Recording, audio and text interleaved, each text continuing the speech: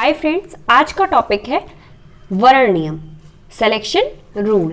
Selection rule बहुत important question रहता है physical chemistry BSc third year से। सिलेक्शन रूल के साथ साथ हम जानेंगे चक्रण वर्ण नियम और लापोर्ड वर्ण नियम के बारे में। तो ये तीनों नियम होते हैं वो किसके थ्रू वर्क करते हैं? डीडी ट्रांजैक्शन के।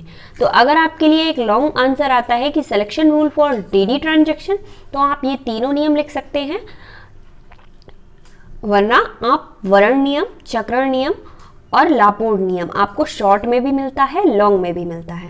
तो आइए सबसे पहले हम जानते हैं सिलेक्शन रूल यानी वर्ण नियम। वे नियम जिसके द्वारा इलेक्ट्रॉनिक ट्रांजैक्शन निर्धारित होते हैं सिलेक्शन रूल या वर्ण नियम कहलाते हैं। यहाँ कहने से तात्पर्य है कि इलेक्ट्रॉनिक ट्रांजैक्शन मतलब इलेक्ट्रॉनिक संक्रमण, इलेक्ट्रॉनों का जो ट्रांजैक्शन होता है कौन सी वे में होना है और कौन सी वे में नहीं होना है, यहाँ पर कौन डिसाइड करता है? वर्ण नियम। तो वर्ण नियम जो नियम यह बताते हैं कि किसी एक ऊर्जा स्तर से इलेक्ट्रॉन का ट्रांसफर, मतलब कोई एक ही जैसा ऊर्जा स्तर है उससे इलेक्ट्रॉन का ट्रांसफर किन ऊर्जा स्तरों में होगा। ठीक है, अलाउड अनुमत में, यानी मतलब अनुमति वाले में, अलाउड में, और जिनमें फॉरबिडन वर्जित, किसमें अनुमत है और किसमें अनुमत नहीं है।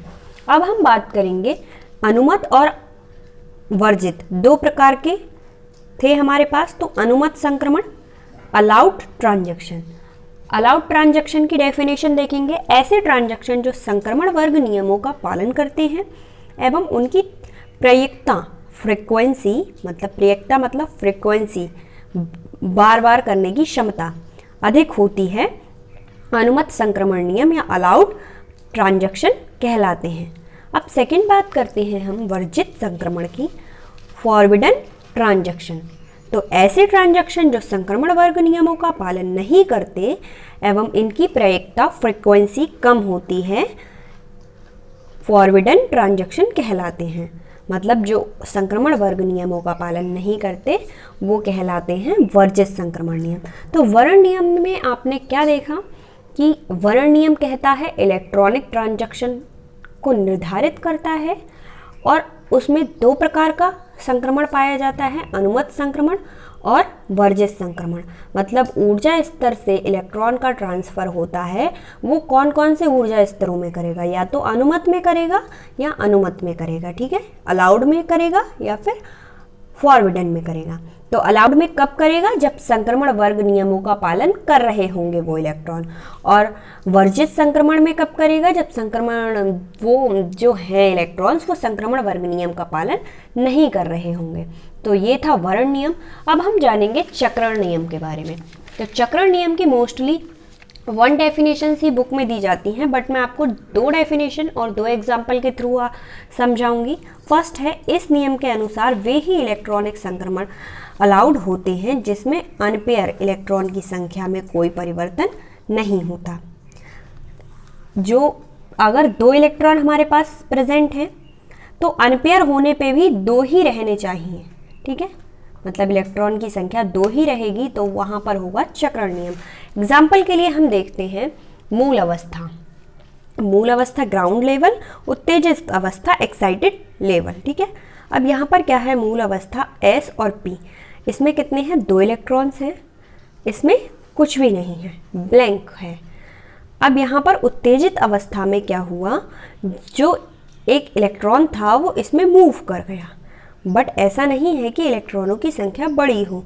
तो डेल S बराबर 0 मतलब अलाउड है, क्योंकि ये पेयर में है तो इन्हें अलाउड किया गया है।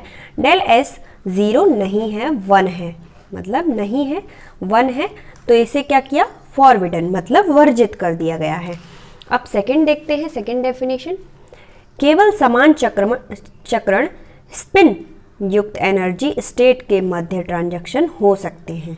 ठीक है, अब यहाँ पर देखिए आप, पहले मूल अवस्था, सॉरी वो गलती से मुझसे ऊपर नीचे हो गया है, मूल अवस्था ग्राउंड लेवल।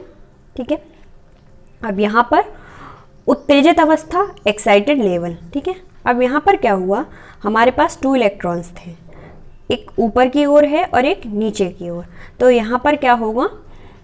अलाउड होगा, मतलब हालांकि हैं अलग अलग कॉलम में, बट एक दूसरे के अपोजिट हैं। मतलब यहाँ पर जो इलेक्ट्रॉन्स हैं वो आने और जाने की अवस्था में हैं, बट उत्तेजित अवस्था में क्या है, दोनों ही इलेक्ट्रॉन ऊपर की ओर जा रहे हैं, मतलब दोनों ही जाने की अवस्था में हैं। तो यहाँ पर क्या होगा, डेल एस फॉरबिडन, मतलब यहाँ पर अलाउड नहीं होगा। यहाँ पर इलेक्ट्रॉन की संख्या 0 नहीं है और यहाँ पर क्या है, 0 है, इसलिए यहाँ पर अलाउड होगा।